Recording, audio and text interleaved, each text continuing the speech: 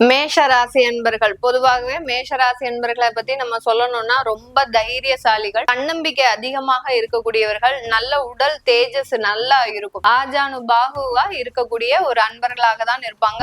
ஒரு fraction of செகண்ட்ல இந்த செயலை நம்ம செய்யறதுனால நமக்கு என்ன நடக்கும் என்ன நடக்காது, இதனால நம்மளுக்கு ஃபியூச்சர்ல என்னென்ன பாதிப்புகள் வரும் என்னென்ன நன்மைகள் வரும் இப்படின்ற மாதிரியாக ஒரு யூகிக்கக்கூடிய தன்மையும் இந்த மேஷ ராசி என்பர்களுக்கு அதிகமாக இருக்கும். அந்த காளமாடு மட்டும் ஃபாஸ்டா போனா மட்டும் பத்தாது, அந்த வண்டியும் சேர்ந்து போகணும். அந்த வண்டியில இருக்கக்கூடிய ஒரு நபரும் அந்த காளமாடுக்கு ஈக்குவலா நீங்க வேலை செய்யணும். அப்படின்னாதான் அந்த சுறுசுறுப்புக்கு நம்மளுக்கு ஒரு நல்ல ஒரு வருமானம்ன்றது கிடைக்கும். வருமானத்துக்கு எந்த விதமான ஒரு பஞ்சமும் இருக்காது, ஆனால் செலவுகள் அதிகரிக்கக்கூடிய ஒரு நேரமாகவும் தான் இந்த மேஷராசி என்பர்களுக்கு இருக்க போது.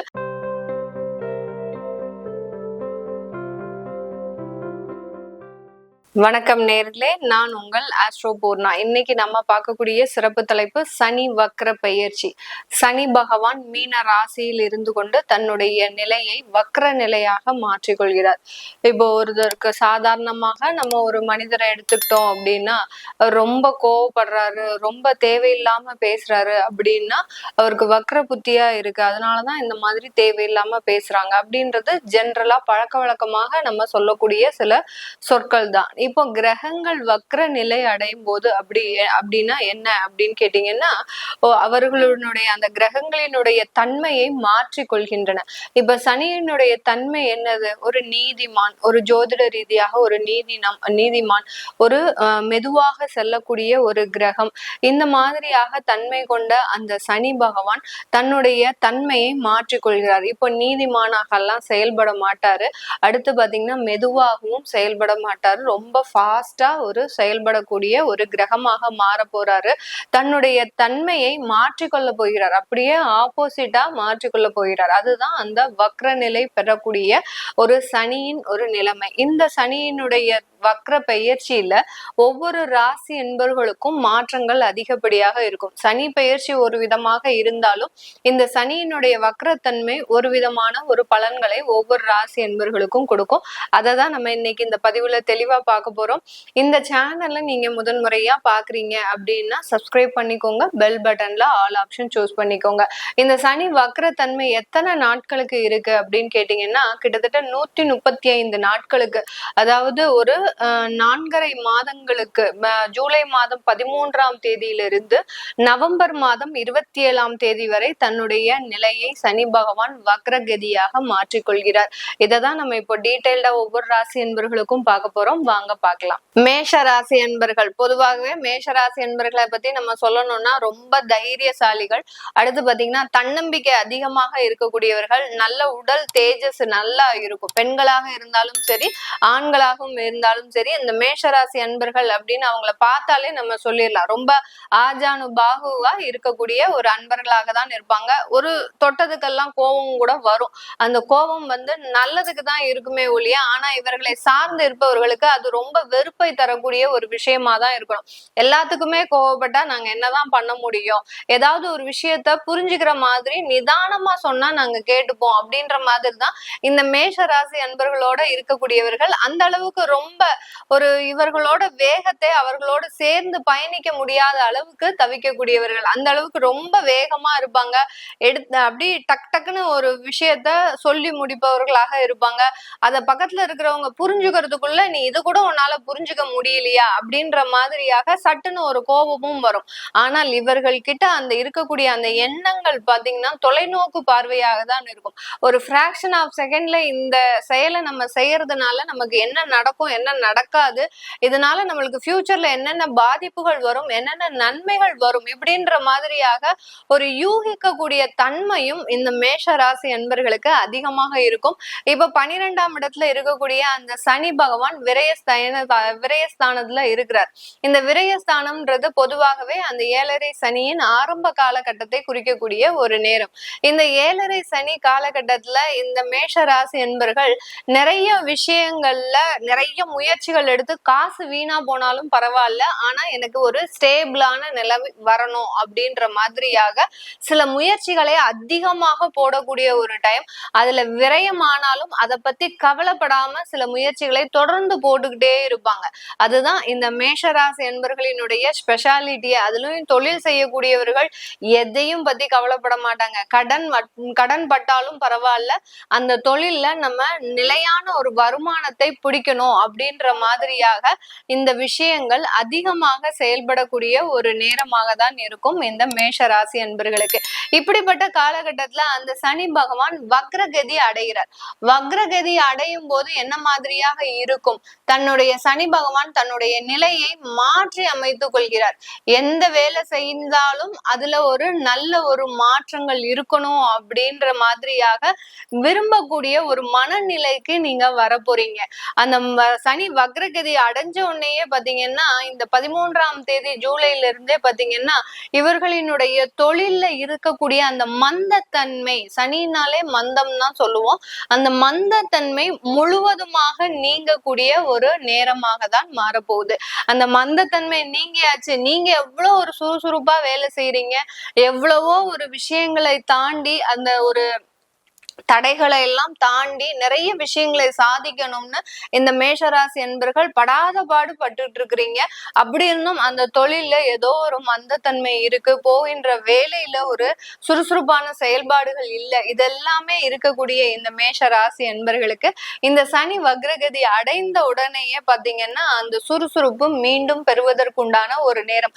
இப்போ ஒரு காளமாடை எடுத்துட்டு நம்ம ஓட்டிட்டு போறோம் அப்படின்னா அந்த காளமாடு மட்டும் ஃபாஸ்டா போனா மட்டும் பத்தாது, அந்த வண்டியும் சேர்ந்து போகணும். அந்த வண்டியில இருக்கக்கூடிய ஒரு நபரும் அந்த காளமாடுக்கு ஈக்குவலா நீங்க வேலை செய்யணும். அப்படின்னாதான் அந்த சுறுசுறுப்புக்கு நம்மளுக்கு ஒரு நல்ல ஒரு வருமானம்ன்றது கிடைக்கும். அதே மாதிரிதான் இந்த மேஷராசி என்பர்கள் என்னதான் சுறுசுறுப்பாக இருந்தாலும் தன்னுடைய தொழில்ல பெரிய அளவுக்கு அந்த ஒரு சுறுசுறுப்பு இல்ல, மந்தத்தன்மையை அதிகமாக ஒரு சந்திக்கக்கூடிய ஒரு நபராக தான் இருக்கிறீங்க. இப்போ இந்த காலகட்டம், இந்த 135 நாட்களுக்கு ஒரு மிகவும் சுறுசுறுப்பான காலகட்டம் கிடைக்கக்கூடிய ஒரு நேரமாக இருக்கும். உங்களுடைய தொழில்ல நிறைய வளர்ச்சிகள், நிறைய ஆப்பர்ச்சுனிட்டிஸ், அடுத்து தொழில்ல இருக்கக்கூடிய கடன்களை அடைக்கிறதுக்கு உண்டான சில தன்மைகள்லாம் உங்களை தேடி வருவதற்கு உண்டான ஒரு நேரமாக தான் இந்த மேஷ ராசி என்பர்களுக்கு இருக்க போகுது. இந்த வேலை செய்யறவங்க பாத்தீங்கன்னா வேலையில இருக்கவா வேண்டாமா அப்படின்ற மாதிரியான ஒரு குழப்பமான சூழ்நிலை, வேலையில இருக்கக்கூடிய ஒரு தன்மையை பொறுத்து பாத்தீங்கன்னா இவங்களுக்கு இரவு முழுவதுமா தூக்கமே கிடையாது. ஏன்னா மறுநாள் காலையில இவங்களுக்கு லே ஆஃப் பண்ணிடுவாங்களா? ஏன்னா பெரிய பெரிய கம்பெனிலேயே இந்த மேஷராசி என்பர்கள் இந்த சனி பகவான் 12ஆம் இடத்திற்கு வந்த உடனே இந்த மாதிரியான பாதிப்புகள்லாம் அதிகமா பெற்றுட்டு இருக்கிறீங்க. அதுல இருந்து மீண்டு வருவதற்குண்டான ஒரு சூழ்நிலை, உங்களுக்கு இருந்த அந்த பாதிப்புகள் எல்லாமே மீண்டு வருவதற்குண்டான ஒரு நேரமாக தான் இந்த வேலை செய்யக்கூடிய ஒரு நபர்களுக்கு மிக அதிகமான மாற்றங்கள் வேலை இடத்துல நிகழப்போகுது. 11ஆம் இடத்துல அந்த ராகுவோட சேர்ந்து இயங்க போறார் அந்த சனி பகவான். இப்ப மீன ராசியிலேயே இருக்கிறாரு மேடம், அப்புறம் எப்படி ராகுவோட சேர்ந்து இயங்குறாரு அப்படின்னு கேட்டீங்கன்னா ராகு ஆல்ரெடி வக்ரகதியாக இருக்கிறார். அப்படி இருக்கும்போது இந்த சனி பகவானும் வக்ரகதியாக இருக்கும்போது தன்னோட சேர்த்து ஈர்த்து கொள்கிறார். எப்படி நம்மளுக்கு அந்த ஒரு மேக்னெட் இருந்ததுன்னா எதிரெதிர் திசையில அந்த மேக்னெட் செயல்படும் போது ஈர்ப்புத்தன்மை அதிகமாக இருக்குமோ அதே மாதிரிதான் இந்த 2 கிரகங்கள் வக்ர நிலையோடு இருக்கும் போது சேர்ந்து செயல்படக்கூடிய ஒரு மாற்றங்கள் இந்த மேஷராசி அன்பர்களுக்கு இருக்கும். அப்ப 11ஆம் இடத்துல சனியும் ராகுவும் சேர்ந்து செயல்பட போறாங்க. சனி இருக்கிறது என்னமோ 12ஆம் இடம் தான், ஆனா அவர் வக்ரகதி அடையிறதுனால 11ஆம் இடத்தை ஆக்டிவேட் பண்ண போறார். அப்படி இருக்கும்போது இந்த காலகட்டத்துல வெளிநாடு போகக்கூடிய வாய்ப்புகள் அதிகரிக்கக்கூடிய ஒரு நேரம். நீங்க வேலையை விடணும் முயற்சி பண்றீங்க, ஆனா அந்த முயற்சியில நிறைய தோல்விகள் இருக்கு, வேலையும் கிடைக்க மாட்டேங்குது அதிகமான ஒரு மேஷராசி அன்பர்களுக்கு.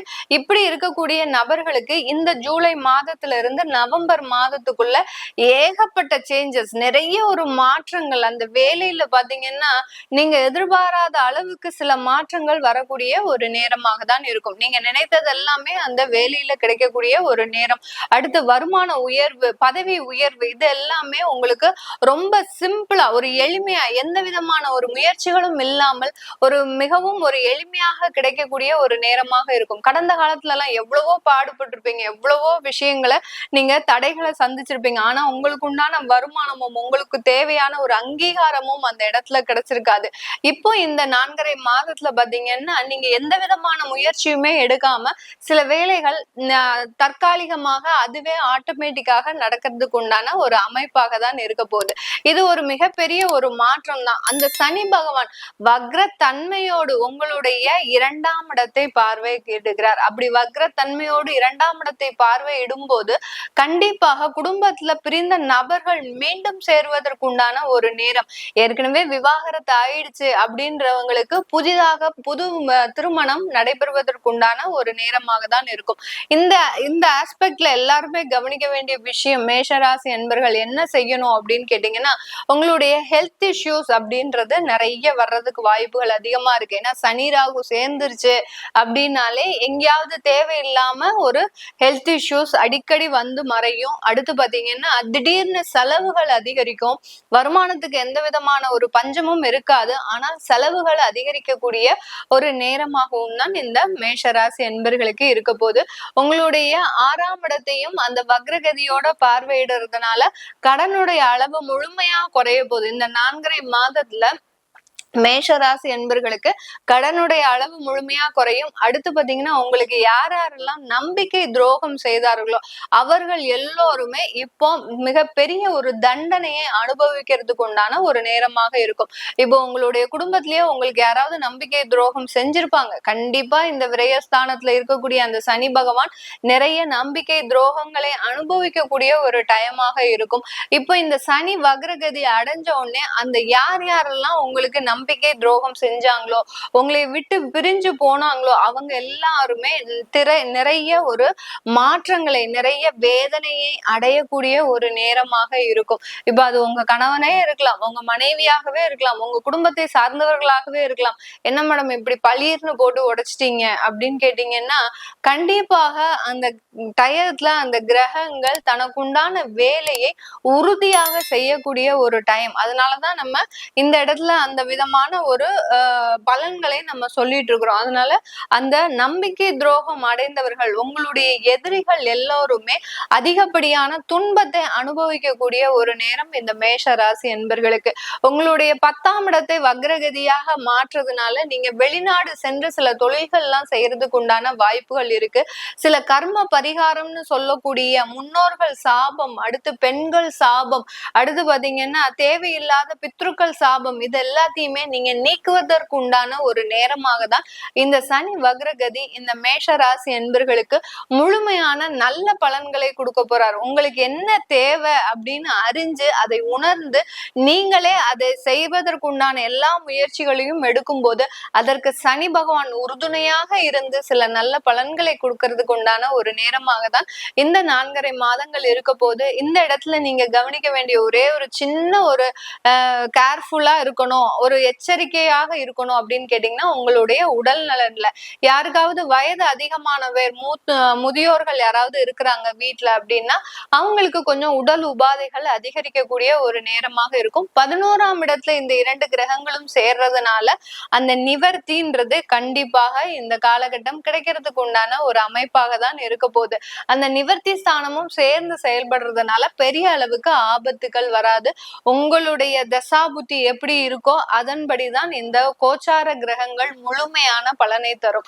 அந்த தசாபுத்தியின் அமைப்புகளை தெரிஞ்சுக்கணும். உங்களுக்கு இந்த 4.5 மாதங்களுக்கு எந்த மாதிரியான பலன்கள் இருக்கு அப்படின்றத தெரிஞ்சுக்கணும் விருப்பப்படுறவங்க கீழே இருக்கிற நம்பருக்கு வாட்ஸ்அப்ல அப்பாயின்மெண்ட் வாங்கிக்கிட்டு நீங்க என்கிட்ட கன்சல்ட் பண்ணிக்கலாம். உங்களுடைய குழந்தைகளுக்கு நியூமராலஜி படி பெயர் வைக்கணும். நிறைய பேருக்கு இந்த நியூமராலஜி படி பெயர் வைக்கணுமா வேண்டாமா, இதனால ஏதாவது ஒரு மாற்றங்கள் வருமா அப்படின்ற ஒரு கேள்விக்குறி அதிகமாக இருக்கு. கண்டிப்பாக நியூமராலஜி படி நம்ம பேர் வைக்கும் போது அதிகப்படியான மாற்றங்களை, அதிர்வலைகளை அந்த குழந்தைகளுக்கு இன் ஃபியூச்சர்ல கண்டிப்பாக கொடுக்கும். அந்த குழந்தைகள் ஒரு 15 வயசு தாண்டின உடனே கண்டிப்பாக அந்த நியூமராலஜி படி வைக்கக்கூடிய அந்த பெயராகப்பட்டது நல்ல அதிர்வலைகளை கொடுக்கக்கூடிய ஒரு மாற்றமாக தான் இருக்கும். அப்படி வைக்கணும்னு நினைக்கிறவங்களும், உங்களுடைய குழந்தைகளுக்கு ஜாதகம் எழுதணும் அப்படின்னு நினைக்கிறவங்களும் கீழே இருக்கிற நம்பருக்கு வாட்ஸ்அப்ல மெசேஜ் பண்ணுங்க. உங்களுக்கு உண்டான தகவல்கள் முழுமையாக தெரிய வரும். உங்களிடமிருந்து விடைபெறுவது உங்கள் ஆஸ்ட்ரோ பூர்ணா. நன்றி, வணக்கம்.